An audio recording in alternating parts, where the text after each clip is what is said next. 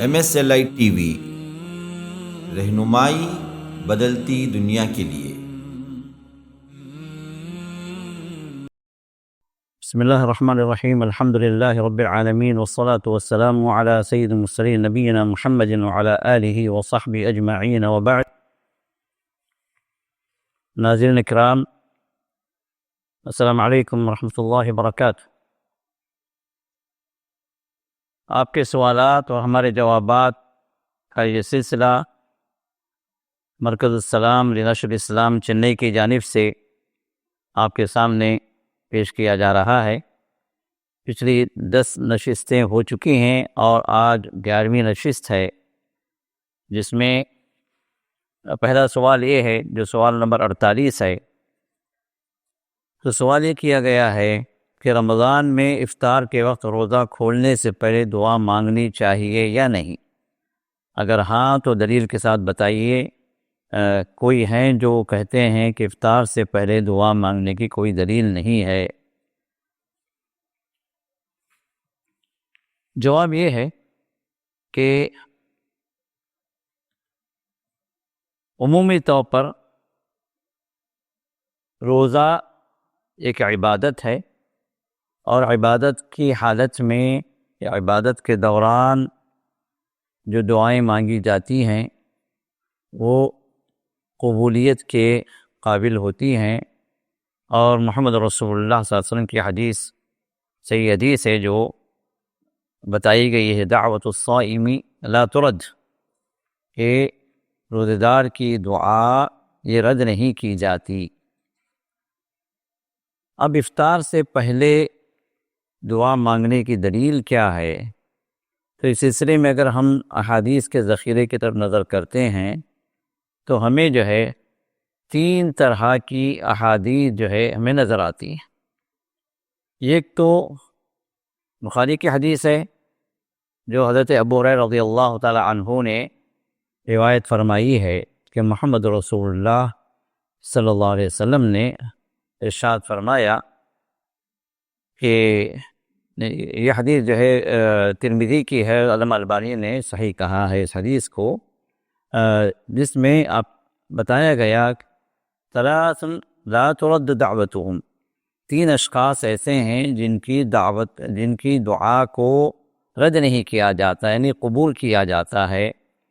تو پہلا شخص الامام العادل، جو انصاف پسند جو امام ہے، جو بادشاہ ہے، جو حاکم ہے، اور نمبر 2 الصائم حین یفطر، کہ جب وہ روزہ دار جب روزہ کھولتا ہے۔ اب یہاں پر حین یفطر کے الفاظ آئے ہیں، جب روزہ وہ کھولتا ہے، یعنی کھولتے وقت۔ اور نمبر 3 دعوت المظلوم، اور مظلوم کی بد دعا یہ رد نہیں کی جاتی۔ دوسری حدیث کے اندر جو مسند احمد کی روایت ہے، جس کو علامہ ارناؤت رحمہ اللہ نے صحیح کہا ہے، وہ ہے الصائم حتی یفطر، کہ وہ روزہ دار یہاں تک کہ وہ افطار کر لے۔ اور تیسری جو حدیث ہے اس میں یہ بتایا گیا، ابن ماجہ کی حدیث ہے جو علامہ البانی نے صحیح کہا ہے، ان الصائم عند فطرہ دعوت لا ترد، کہ بے شک روزہ دار کے لیے عند فطرہ، افطار کے وقت ایسی دعا اس کی ہوتی ہے جو رد نہیں کی جاتی۔ اب یہ 3 طرح کے الفاظ آئے ہیں، ایک تو حین یفطر جو ترمذی کی روایت ہے، دوسری حتی یفطر جو مسند احمد کی روایت ہے، اور تیسری روایت ابن ماجہ کی روایت ہے عند فطرہ۔ تو ان تینوں کا مفہوم جو ہے یہی واضح کرتا ہے کہ یہ وقت جو ہے افطار کا وقت ہوتا ہے، قبل فطر ہی کی کوئی روایت نہیں ہے، یعنی افطار سے پہلے کی دعا جو قبول کی جاتی ایسی کوئی روایت نہیں ہے۔ لیکن حین یفطر جب وہ افطار کرتا ہے، یا حتی یفطر جب تک افطار نہ کر لے، یا عند فطر ہی جب تک کہ یہ اس کے افطار کے وقت۔ تو اب یہ تمام روایتیں اسی بات کو واضح کرتی ہیں کہ افطار سے پہلے کی دعا یہ قبولیت کا درجہ رکھتی ہے۔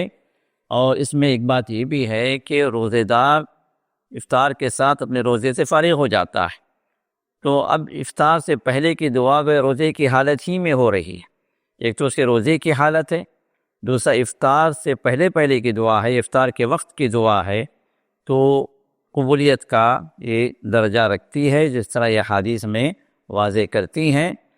اب رہی وہ باتیں جو افطار کے وقت کی دعا کے طور پر جو پڑھی جاتی ہیں افطار سے پہلے، جیسے اللہم لک صمت وبک آمنت وعلیک توکلت وعلی رزقک افطرت، اس طرح جو ہے یہ دعا کو کہہ کر جو ہے روزہ کھولا جاتا ہے، یہ دعا پڑھ کر روزہ افطار کیا جاتا ہے. تو یہ اس میں کوئی صحیح روایت نہیں ہے. البتہ بعض صحابہ سے یہ روایت موجود ہے، یہ اثر موجود ہے، اللہم لک صمت وعلی رزقک افطرت. اتنا جو ہے یہ اس میں کوئی دعا نہیں ہے، اے اللہ میں نے تیرے لیے روزہ رکھا اور تیرے رزق پر ہی میں نے، تیرے دیے ہوئے رزق پر میں نے روزہ کھولا. یہ روایت ہے. اور اسی طرح جو ہے مسند اس طرح ابو داود کی جو روایت ہے جو حسن درجے کی ہے وہ ہے ذهب الظمأ وابتلت العروق وثبت الاجر ان شاء اللہ.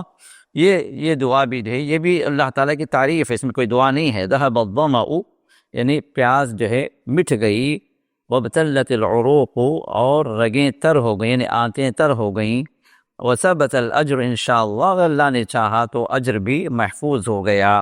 تو یہ بھی گویا جو ہے شکر کے طور پر یہ کلمات جو ہے ادا کیے جاتے ہیں، اس میں کوئی دعا نہیں ہے. اور یہ چیزیں، یہ دونوں باتیں افطار کے بعد جو ہے انسان جب افطار کر لیتا ہے، اس کی رگیں تر ہو جاتی ہیں، آنتوں کے اندر پانی اور جو ہے کھانے والی اشیاء چلی جاتی ہیں، تو پھر وہاں پر جو ہے بطور حمد جو ہے یہ کلمات بتائے گئے ہیں. تو لیکن افطار سے پہلے کوئی خاص دعا نہیں بتائی گئی. البتہ یہ جو تینوں روایتیں میں نے جو آپ کے سامنے ذکر کی ہیں، ان روایتوں سے یہ بات ظاہر ہوتی ہے کہ روزے کی ہی حالت میں افطار سے پہلے بندہ دعا کرے، اور جو ہے چونکہ وہ روزے کی حالت میں بھی ہے اور افطار کے ساتھ ہی وہ روزے سے باہر بھی ہو جانے والا ہے، تو اب اس وقت جو ہے دعا کرنا زیادہ جو ہے قبولیت کا وقت ہوتا ہے. علامہ عثیمین رحمہ اللہ نے کہا کہ اس وقت جو ہے دو حالتیں جمع ہو جاتی ہیں بندے کی. ایک تو اس کے روزے کی حالت ہے جس میں روزے دار کی دعا جو اللہ قبول فرماتے ہیں، اور دوسری جو حالت ہے وہ یہ کہ اب جو ہے وہ آخری وقت ہوتا ہے، تو رقت کا وقت ہوتا ہے، اور دل کے اندر اللہ تعالیٰ جو ہے نرمی پیدا کر دیتے ہیں. اس وقت روزے دار کی حالت وہ نہیں ہوتی جو دن کے وقت میں جو روزے کی جو حالت جو تھی، اس حالت سے یہ آخری جو وقت ہوتا ہے یہ مختلف ہوتا ہے، جو اللہ سے قربت کا وقت ہوتا ہے. تو ایسے وقت میں انسان جو ہے دعا کرے، اور احادیث سے بھی یہی بات واضح ہوتی ہیں. تو لہٰذا اب اس سوال کے جواب میں جو باتیں میں نے کہی ہیں، تو اس سے یہی بات واضح ہوتی ہے کہ روزے کی افطاری سے پہلے انسان دعا کرے، اور وہ دعا کی قبولیت کا وقت ہے. اللہ قبول فرمانے والے. سوال نمبر 49 جس میں یہ پوچھا گیا ہے، کیا زندہ والدین کے نام سے صدقہ کر سکتے ہیں یا نہیں؟ دیکھیے عمومی طور پر بطور ایصال ثواب جو ہے انسان کے مرنے کے بعد مشہور ہے، جو نیکیاں انسان کر کے ان کو ایصال ثواب کرتا ہے. لیکن یہ سوال جو ہے اپنی جگہ کافی اہم ہے کہ زندہ رہتے ہوئے والدین، کیا ان کی طرف سے ہم صدقہ و خیرات کر سکتے ہیں یا نہیں؟ تو جواب یہ ہے کہ سب سے پہلی چیز یہ ہے کہ انما الاعمال بالنیات، انسان کا جو بھی عمل ہے اس کی نیت پر منحصر ہے، اس کی جیسی نیت ہے ویسا عمل ہوگا. تو نیت کے اعتبار سے انسان جس نیت سے جو کام کرتا ہے اسی نیت کے اعتبار سے وہ کام قبول ہوتا ہے. تو اب انسان کچھ صدقہ و خیرات کرتا ہے تو اپنی طرف سے جب صدقہ و خیرات کرتا ہے تو وہ اس کے اپنے لیے، اور اگر وہ نیت یہ کر لے کہ میرے والدین کی طرف سے صدقہ و خیرات ہے، تو چاہے وہ زندہ ہوں چاہے وہ اس دنیا سے جا چکے ہوں، دونوں ہی صورت میں یہ صدقہ اپنی جگہ معتبر ہے، اللہ تعالیٰ انشاءاللہ قبول کریں گے. اب اس کے اندر جو ہے دو باتیں ہیں، تین باتیں ہیں. ایک بات تو یہ ہے کہ صدقہ جو ہے آپ ان کی طرف سے کریں، اب جیسے کسی مسجد کی تعمیر کی بات آئی، ان کی طرف سے آپ نے پر صدقہ دے دیا، کہیں پر جو ہے یتیم بچوں کی کفالت کی کوئی بات آئی، آپ نے جو کسی کو جو ان کی طرف سے کفیل بنا دیا، ان کی طرف سے اسپانسرشپ آپ نے جو لے لی، اور ان کو پتہ بھی نہیں ہے کہ جو ہے ان کی طرف سے یہ صدقہ جاریہ ان کی طرف سے کیا گیا ہے، تو ان کا جاننا ہو یا نہ جاننا ہو، ان کے علم میں بات آنی ہو یا نہیں آنی ہو، دونوں ہی صورت کے اندر وہ صدقہ معتبر ہوگا۔ جو دینے والے کی نیت کے اعتبار سے وہ اجر ان کے والدین تک پہنچے گا انشاءاللہ، کیونکہ نیت ہی ہے دینے والے کی کہ اس کا اجر ان کے اس بندے کے والدین تک پہنچے۔ تو کوئی ضروری نہیں ہے کہ جس کی طرف سے آپ یا جس کے اجر کے لیے آپ جو صدقہ و خیرات کر رہے ہیں اس کو معلوم ہو، اس کو پتہ ہو، کوئی ضروری نہیں ہے، کیونکہ کرنے والے آپ ہیں۔ تو لہٰذا صدقہ اور خیرات جو ہے آپ اپنے والدین کی جانب سے کر سکتے ہیں۔ اور دوسری بات یہ ہے کہ صدقہ سے زیادہ یعنی ایصال ثواب سے زیادہ، صدقے سے کیا ہوتا ہے؟ ایصال ثواب ہوتا ہے۔ ایصال ثواب کا مطلب یہ ہے کہ ثواب کا پہنچانا، یعنی آپ جو اجر والا کام کر رہے ہیں، جو ثواب آپ کو اس کام کی وجہ سے اللہ آپ کو عطا کر رہے ہیں، وہ ثواب وہ اجر آپ اپنے والدین تک پہنچا رہے ہیں، یہ ہے ایصال ثواب۔ تو ثواب کا پہنچانا، تو ثواب کا پہنچانا جو ہے مالی صدقہ و خیرات کر کے جو ایک جائز امر ہے، ایک جائز چیز ہے، اس سے کہیں زیادہ افضل چیز کیا ہے؟ ان کے لیے دعا کرنا، ان کے لیے دعا کرنا۔ آپ کے اپنے والدین، آپ کے اپنی دعاؤں کے اندر ان کو آپ شامل رکھیں۔ خود اللہ تعالیٰ نے بھی والدین کے لیے دعا ہمیں سکھلائی ہے، رب ارحمہما کما ربیانی صغیرا وقل، بلکہ اللہ تعالیٰ نے فرمایا کہ کہو، یہ دعا مانگو اپنے والدین کے لیے، ان کے حقوق میں چیز بھی داخل ہے کہ ہم ان کے لیے دعا کریں، اور چاہے وہ زندہ ہوں چاہے وہ اس دنیا سے جا چکے ہوں۔ تو رب ارحمہما کما ربیانی صغیرا، یہ دعا اللہ نے ہمیں سکھلائی کہ اے ہمارے رب ارحمہما، ان دونوں پر تو رحم فرما، کما ربیانی صغیرا، جس طرح انہوں نے ہمیں بچپن سے پالا پوسا ہے، بڑا کیا، ہماری تربیت کی ہے، ہماری پرورش کی ہے، جو رحمتیں ان کی طرف سے ہمیں ملی آئے اللہ، تو ان پر اپنی رحمت نازل فرما۔ تو یہ دعا چھوٹی سی دعا ہے جو والدین کے حق کے اعتبار سے اللہ تعالیٰ نے ہر اولاد کو سکھائی ہے، جو ہمیں اور آپ کو کرنا ہے۔ تو دعا افضل ہے۔ اس دعا کے علاوہ بھی آپ ان کی صحت کے، اگر زندہ ہیں تو آپ ان کی صحت کے لیے دعا کریں، ان کی خدمت کریں، ان کو ناراض نہ کریں، ان کے ہر جائز بات کو ماننے کے لیے آپ آگے بڑھیں، انہیں تکلیف نہ دیں، نہ زبان سے، نہ آپ کے کوئی عمل سے، نہ آپ کے تیور سے، نہ آپ کے جو ہے کسی اشارے سے، کسی حرکت سے آپ ذرا بھی انہیں تکلیف نہ پہنچائیں، ان کو خوش رکھا کریں، وہ تاکہ وہ آپ سے راضی رہیں۔ یہ کہیں زیادہ افضل ہے بنسبت صدقہ و خیرات کے۔ اگر وہ زندہ ہیں تو ان کے حقوق کو آپ ادا کریں اور ان کے لیے دعائیں کرتے رہیں۔ اور اللہ تعالیٰ نے تیسری بات یہ ہے کہ دعائے مغفرت بھی اللہ تعالیٰ نے ان کے لیے ہمیں سکھائی ہے، جس طرح ابراہیم علیہ السلام دعا فرمائی، جو سورۃ ابراہیم کے اندر اللہ تعالیٰ نے جو دعا رکھی ہے، اس دعا میں ربنا اغفر لی ولوالدی وللمؤمنین یوم یقوم الحساب، ہمارا رب تو مجھے بھی معاف فرما، میرے والدین کو بھی معافی عطا فرما، اور تمام مومنین کو بھی تو معاف فرما دے۔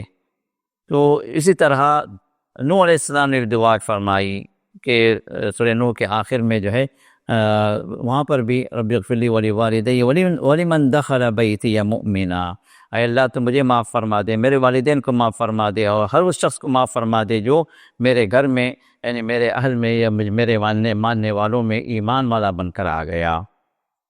تو اب اس کے اندر جو ہے جو لوگ زندہ ہیں ان کے لیے بھی ہے، اور جو لوگ اس دنیا سے جا چکے ہیں ان کے لیے بھی دعائے مغفرت ہے۔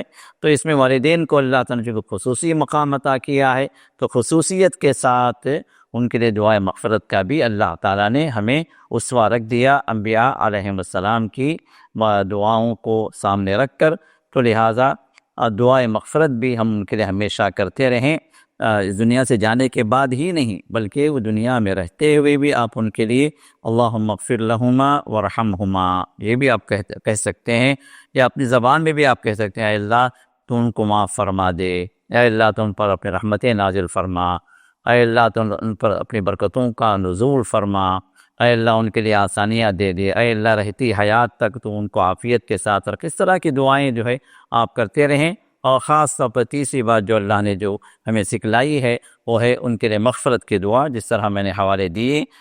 تو اس طرح یہ تین باتیں جو ہے آپ کے زندہ جو والدین ہیں ان کے لیے آپ کرتے رہیے، اللہ تعالیٰ قبول کرنے والے ہیں۔ سوال نمبر 50 آپ کی خدمت میں سوال ہے کہ صلاۃ اشراق اور صلاۃ الضحیٰ اور صلاۃ الاوابین کا یہ ایک نماز کے تین نام ہیں؟ چونکہ ہمارے بر صغیر میں ہند و پاک میں نماز اوابین مغرب کی نماز کے بعد 6 رکعت پڑھی جاتی ہے۔ ہمیں سعودی عرب پہ قیام کے دوران ایک شیخ نے کہا کہ تینوں نماز ایک ہی ہیں اور نام تین ہیں، برائے کرم قرآن و سنت کی روشنی میں وضاحت کریں۔ سوال یہ آپ کے سامنے واضح ہو گیا کہ صلاۃ اشراق اور صلاۃ الضحیٰ اور صلاۃ الاوابین یہ تین جو مختلف نام ہیں، کیا یہ ایک ہی نماز کے نام ہیں یا تین الگ الگ نمازیں ہیں؟ تو جواب یہ ہے کہ صلاۃ الضحیٰ اور صلاۃ الاوابین یہ دونوں تو ایک ہی ہیں۔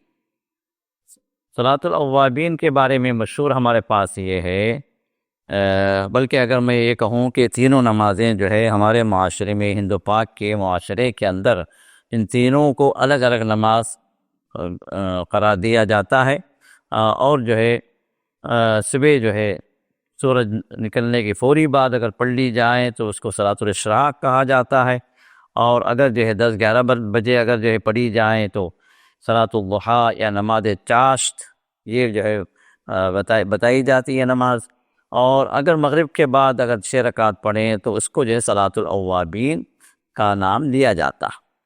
یہ عمومی طور پر ہمارے اپنے معاشرے کے اندر یہ چیز موجود ہے، لیکن احادیث کی روشنی میں جب ہم دیکھتے ہیں تو رسول اللہ صلی اللہ علیہ وسلم بخاری کی حدیث میں ارشاد فرمایا صلاۃ الاوابین حین ترمض الفصال، اوابین کی نماز یہ اس وقت ہے جب اونٹنی کے بچے کے پیر گرم ہونے لگیں، یعنی سورج چڑھنے لگے اور جو ہے صحرا کی ریت گرم ہونے لگے، جس سے اونٹنی کے بچے کی پیر جو ہے اس کے نازک ہوتے ہیں تو گرمی جو ہے اس کے پیروں میں لگنے لگتی ہے، تو یہ وقت ہے صلاۃ الاوابین کا، اور یہ وہی وقت ہے جو صلاۃ الضحیٰ کا۔ تو اسی وجہ سے صلاۃ الضحیٰ اور صلاۃ الاوابین یہ دونوں نام ہیں چاشت کی نماز کے، جس کو ہم اردو میں چاشت کہتے ہیں، وہی نماز صلاۃ الضحیٰ بھی ہے اور وہی نماز صلاۃ الاوابین بھی ہے، جس کی فضیلت یہ ہے کہ رسول اللہ صلی اللہ علیہ وسلم نے ارشاد فرمایا جب بندہ صبح کرتا ہے تو اس کے ہر جوڑ پر اللہ تعالیٰ ایک صدقہ رکھ دیتے ہیں کہ وہ اس جوڑ کی جانب سے صدقہ کرے، اور انسان کے جسم کے اندر 360 جوڑ ہیں تو اس کو 360 صدقہ کرنا ہے، 360 نیکیاں کرنا ہے۔ تو اب پھر آپ نے فرمایا کہ جو ہے راستے سے کانٹے کا ہٹانا صدقہ ہے، نیکی کا حکم دینا صدقہ ہے، برائی سے روکنا صدقہ ہے، کسی کو سڑک پار کرا دینا صدقہ ہے، کسی کی مدد کر دینا صدقہ ہے، راستے سے کانٹے کا ہٹانا یا کسی خاردار درخت کا ہٹانا صدقہ ہے۔ تو اس طرح آپ بہت ساری چیزیں گنوا کے بعد آپ فرماتے ہیں کہ ان سب کی جانب سے کافی ہو جائیں گے وہ 360 نیکیوں کے بجائے ایک کام کر لے بندہ، اور وہ ہے رکعتِ الضحیٰ، چاش کی 2 رکعات، یعنی صلاۃ الضحیٰ کی 2 رکعات، اور یہی صلاۃ الاوابین کی 2 رکعات۔ یہ 2 رکعات کم سے کم ہیں، اور جو ہے زیادہ نبی کی سنت سے جو ثابت ہے وہ 8 رکعات ہیں، لیکن کوئی انسان کم پڑھنا چاہے زیادہ پڑھنا چاہے اپنی جگہ اس کی اجازت ہے۔ تو اب صلاۃ الضحیٰ صلاۃ الاوابین یہ تو نام مترادف ہیں، دونوں ایک ہی نام، دونوں ایک ہی نماز کے نام ہیں۔ اب رہا جو ہے صلاۃ الاشراق، صلاۃ الاشراق جو ہے یہ صلاۃ الضحیٰ میں شامل نہیں ہے۔ صلاۃ الاشراق جو ہے وہ نماز ہے جس کے بارے میں رسول اللہ صلی اللہ علیہ وسلم نے ترمذی وغیرہ کی روایت میں بیان فرمایا ہے، جو حسن درجے کی ہے، وہ جو ہے یہ ہے کہ انسان جماعت کے ساتھ فجر پڑھ لے، اگر خواتین اگر ہیں تو وہ اپنے، چونکہ ان پر جماعت فرض نہیں ہے، تو وہ اپنے گھروں میں وہ فجر کو ادا کر لیں۔ تو فجر ادا کرنے کے بعد انسان اپنی جگہ پر، اپنے مصلی پر بیٹھا رہے، اپنی نماز کی جگہ وہ بیٹھ جائے۔ اب وہ بیٹھا رہے، اذکار میں، تلاوت میں، دعاؤں میں، استغفار میں، درود میں، جو مرضی ہے کرے، لیکن عبادت میں لگا رہے۔ اب اس کے بعد سورج جب نکل جائے تو سورج نکلنے کے بعد وہ جب تک کچھ بلند نہ ہو جائے، یعنی 15-20 منٹ کا وقفہ، تو اس وقت تک انتظار کرے اور اس کے بعد اٹھ کر 2 رکعت نماز ادا کر لے۔ یہ ہے اشراق۔ اشراق کا مطلب ہے سورج کا بلند ہونا، روشن ہونا، سورج کی روشنی پھیل جانا، یہ ہے اشراق۔ تو اب یہ وقت ہے اشراق کا، یہ خاص وقت ہے اور خاص عمل ہے۔ خاص وقت کیا ہے؟ سورج نکل کر روشنی اس کی بلند ہونے لگی، روشنی پھیلنے لگی۔ اور عمل، خاص عمل کیا ہے؟ عمل یہ ہے کہ فجر کے بعد وہ عبادت میں لگا رہے، ذکر و اذکار میں لگا رہے، مسجد ہی میں بیٹھا رہے جب تک کہ یہ اشراق کا وقت نہ ہو جائے۔ اب اس کے بعد 2 رکعت نماز پڑھے۔ تو ایسا عمل جو اشراق کا ہے، جو بندہ فجر کی نماز کے بعد بیٹھ جائے اور اس وقت تک عبادت میں لگا رہے جب تک کہ سورج نکل کر کچھ بلند نہ ہو جائے، 15-20 منٹ کا وقفہ نہ گزر جائے، اب اس کے بعد جو 2 رکعت ادا کرتا ہے، یہ ہے اشراق کی نماز، جس کے بارے میں فضیلت رسول اللہ صلی اللہ علیہ وسلم نے ارشاد فرمائی کہ ایسا کرنے والا اس کو اللہ تعالیٰ ایک مکمل عمرہ اور ایک مکمل حج کا اجر عطا فرماتے ہیں۔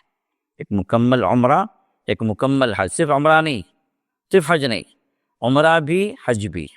تو یہ دونوں عمل کا اجر جتنا ایک بندے کو ملتا ہے، ایک عمرہ کرنے والے کو اور ایک حج کرنے والے کو جو اجر ملتا ہے، وہ اجر اللہ تعالیٰ ان 2 رکعتوں کے عوض میں عطا فرماتے ہیں۔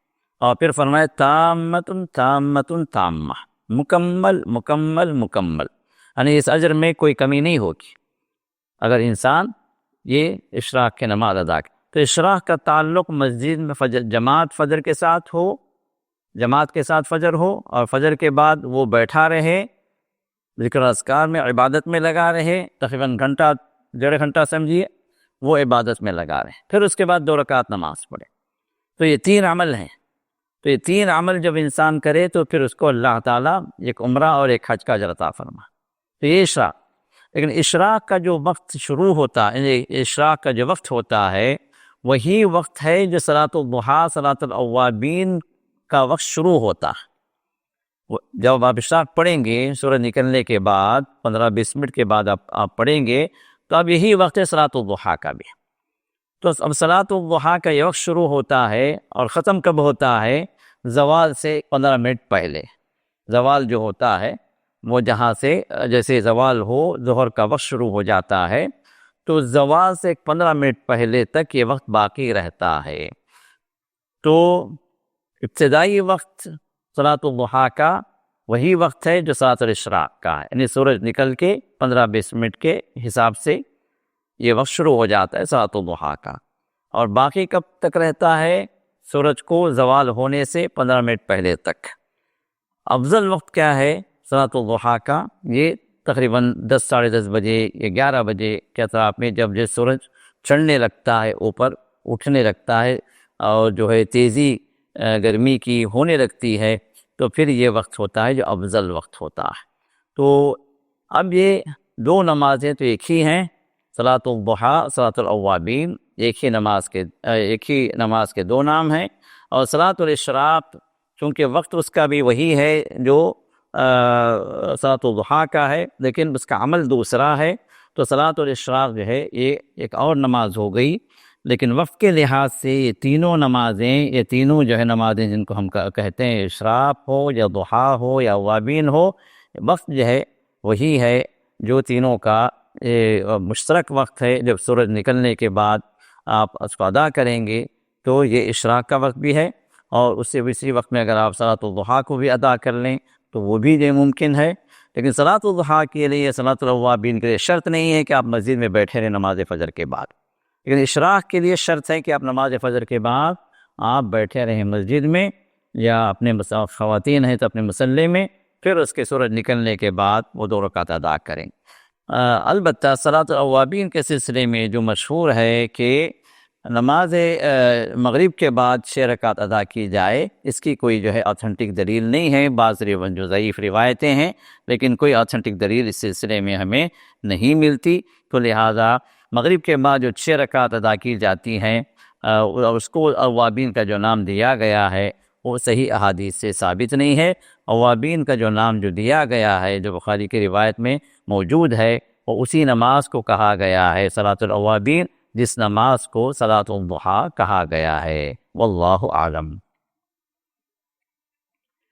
سوال نمبر 51 جو ہے اس میں یہ سوال پوچھا گیا ہے کہ عیدین کی نماز کا طریقہ کیا ہے؟ دیکھیے، عیدین کی نماز جو ہے، چاہے وہ عید الفطر کی نماز ہو یا عید الاضحیٰ کی نماز ہو، طریقہ اس کا ایک ہی ہے۔ یہ نماز سنت مؤکدہ ہے، اور بعض فقہا کے پاس اس کو واجب کہا جاتا ہے، جیسے فقہاء احناف کے پاس یہ نماز واجب ہے، لیکن عمومی طور پر جو ہے احادیث کی روشنی میں یہ سنت مؤکدہ ہی ثابت واضح ہو رہی ہے۔ یہ نماز سنت مؤکدہ ہے، اور اکثر علماء کے پاس سنت مؤکدہ ہی اس نماز کو کہا گیا ہے۔ تو اب اس نماز کا طریقہ یہ ہے کہ نماز پہلے پڑھی جائے، خطبہ بعد میں دیا جائے، اور رسول اللہ صلی اللہ علیہ وسلم جب عیدگاہ پہنچتے تھے تو آپ نماز سے شروع کرتے تھے۔ اب اس 2 رکعت سے پہلے کوئی اور نماز آپ نہیں پڑھتے تھے، تو آپ پہنچتے اور اس نماز کو آپ جو ہے ادا کرتے۔ تو اس میں نہ کوئی اذان ہے، نہ کوئی اقامت ہے، نہ اس سے پہلے کوئی نماز ہے تحیۃ المسجد کے نام سے، کوئی نماز بھی نہیں۔ تو اب یہ نماز شروع ہو جائے، نیت کریں آپ کہ 2 رکعت میں عید کی نماز پڑھتا ہوں، اور اس کے بعد جو ہے آپ تکبیر باندھ لیں۔ حضرت عائشہ کی روایت ہے، جس کا علامہ البانی نے صحیح کہا ابو داؤد کے اندر، تو اس میں اس روایت کے اندر آپ فرماتی ہیں کہ رسول اللہ صلی اللہ علیہ وسلم پہلی رکعت میں جب آپ تکبیر تحریمہ جب آپ کہہ دیتے تو پھر آپ جو ہے 7 تکبیرات ادا کرتے۔ ایک اور روایت میں 6 تکبیرات ادا کرتے ہیں، تکبیر تحریمہ کو ملا کر 7 تکبیرات، یا تکبیر تحریمہ کو چھوڑ کر 7 تکبیرات۔ تو اب یہ مسلسل تکبیرات ادا کرنے کے بعد پھر آپ کی قرأت شروع ہوتی سورۃ الفاتحہ، اور کبھی آپ جو ہے اس میں سورۃ قاف کی تلاوت فرماتے، اور اس کے بعد کبھی جو ہے آپ سورۃ الاعلیٰ جو سبح اسم ربک الاعلیٰ ہے، کبھی آپ وہ تلاوت فرماتے۔ پھر اس کے بعد رکوع سجدہ، دونوں سجدوں سے فارغ ہونے کے بعد جب اٹھ گئے دوسری رکعت کے لیے، تو آپ پھر جو ہے اٹھنے کی تکبیر کہنے کے بعد 5 زائد تکبیر آپ پھر سے کہتے، اللہ اکبر اللہ اکبر، 5 مرتبہ آپ کہنے کے بعد پھر آپ سورۃ الفاتحہ شروع کرتے، اور اس کے بعد جو دوسری سورت جو ملاتے، اگر آپ نے پہلی رکعت میں سورۃ قاف اگر پڑھی ہے تو دوسری رکعت میں سورۃ القمر آپ تلاوت فرماتے۔ اگر پہلی رکعت میں سورۃ الاعلیٰ اگر آپ نے تلاوت فرمائی ہے تو دوسری رکعت میں سورۃ الغاشیہ کی تلاوت آپ فرماتے ہیں، اور پھر اس کے بعد رکوع سجدہ اور سلام جو عام طریقہ ہے وہی طریقہ اس نماز کا ہوتا تھا۔ تو یہ جو ہے حضرت عائشہ کی روایت ہے ابو داؤد کے اندر، جس کو علامہ البانی نے صحیح قرار دیا ہے۔ اب رہا وہ طریقہ جو ہمارے پاس لوگ جو بیان کرتے ہیں، یا ہماری مسجدوں میں انڈیا پاکستان کی حنفی مسجدوں کے اندر جو ادا کیا جاتا ہے کہ پہلی رکعت کے اندر 3 زائد تکبیریں، پھر دوسری رکعت کے اندر 3 زائد تکبیریں، تو یہ طریقہ جو ہے کسی بھی صحیح حدیث سے ثابت نہیں ہے۔ بعض ضعیف روایتیں ہیں جو قابل اعتنا نہیں ہیں۔ جو صحیح روایت ہے وہ 12 زائد تکبیروں کی ہے، جو پہلی رکعت میں 7 زائد تکبیریں اور دوسری رکعت میں 5 زائد تکبیریں، تو یہ جو ہے طریقہ سنت کے مطابق ہے۔ واللہ اعلم۔ سبحانک اللہم بحمدک، نشہد ان لا الہ الا انت، نستغفرک ونتوب الیک۔